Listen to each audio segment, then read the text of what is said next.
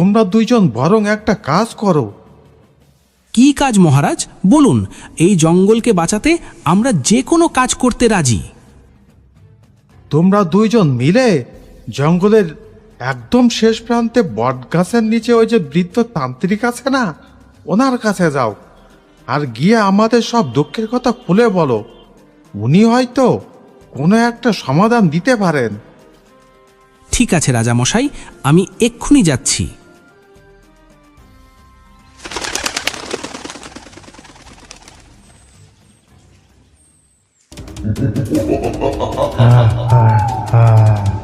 এই জঙ্গল আমার, আমাকে কেউ বাধা দিতে পারবে না। কিন্তু জঙ্গলের এই প্রাণীগুলো সব কোথায় লুকিয়ে পড়লো, একটা কেউ খুঁজে পাচ্ছি না। যাই ওই দিকটা গিয়ে দেখি।